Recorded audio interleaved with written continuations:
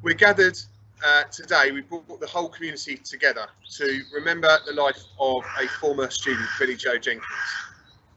Billie-Jo was a member of the Helenswood community and was a student here at the Helenswood Campus. She was tragically murdered 25 years ago next week, a murder which is still unsolved today. We're gathered here behind the drama studio because she was a keen drama student, and we have a memorial bench behind me and a memorial garden in her memory. I'm now going to hand over to Father David, who's going to lead us on today's service. Good morning, everybody. It's a real privilege to join with you today to remember. Let's begin with a prayer. God of all consolation, in your unending love and mercy, you turn the darkness of death into the dawn of new life. Your Son, by dying for us, conquered death, and by rising again restored to us eternal life. May we then go forward eagerly to meet our Redeemer, and after our life on earth, be reunited with all our brothers and sisters in that place where every tear is wiped away and all things are made new, through Jesus Christ our Saviour. Amen. So we're going to hear now reading from St. Paul's letter to the church in Rome. It's about 1900 plus years old, this reading, and the people in Rome, the Christian community there, were suffering all sorts of persecution and violence, and this is what St. Paul wrote to them. What then are we to say about these things? If God is for us, who is against us? He who did not withhold his own Son, but gave him up for all of us, will he not with him also give us everything else? Who will bring charge against God's elect? It is God who justifies. Who is condemned? It is Jesus Christ who died, yes, who was raised, who is at the right hand of God, who indeed intercedes for us, who will separate us from the love of Christ.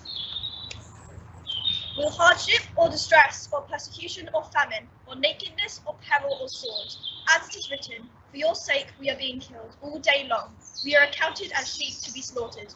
No, in all these things we are more than conquerors through him who loved us, for I am convinced that neither death, nor life, nor angels, nor rulers, nor things present, nor things to come, nor power, nor height, nor depth, nor anything else in all creation will be able to separate us from the love of God in Christ Jesus our Lord.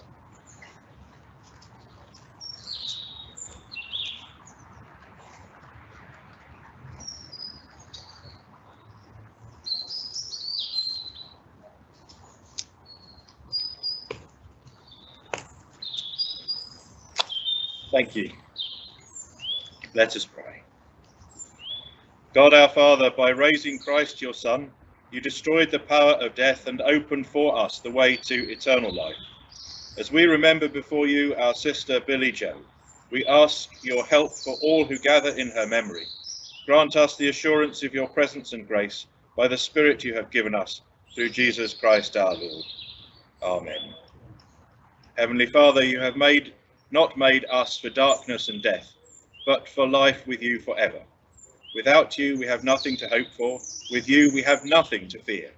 Speak to us now your words of eternal life, lift us from anxiety and guilt to the light and peace of your presence, and set the glory of your love before us, through Jesus Christ our Lord. Amen. And there's little point in remembering if it doesn't affect how we live out the future, and we all know that people the world over suffer from extreme violence, and that's particularly true of women and girls in many, many places. And so we pray. O God, we ask your protection on all women and girls facing violence now. We pray for peace and kindness to be the marks of our humanity in place of hatred and blame. We pray that the hearts of the violent will be changed. Show to each one of us how we may be people of peace and how we may stand up for the oppressed. Hear our prayer in Jesus' name. Amen. So let us pray with confidence as our Saviour has taught us in the words of the Lord's Prayer. Our Father, who art in heaven, hallowed be thy name. Thy kingdom come, thy will be done on earth as it is in heaven. Give us this day our daily bread, and forgive us our trespasses, as we forgive those who trespass against us. And lead us not into temptation, but deliver us from evil. For thine is the kingdom, the power, and the glory, forever and ever. Amen. Acts of worship in church or school usually end with a blessing, so I'm going to bless you all now.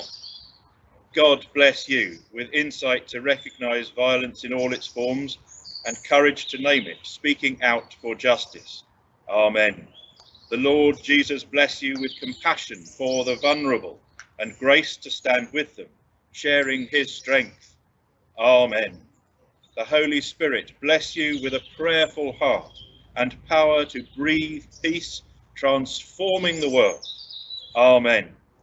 The blessing of the Holy and Glorious Trinity, eternal wisdom, living word, abiding spirit, be among you and remain with you all, always. Amen.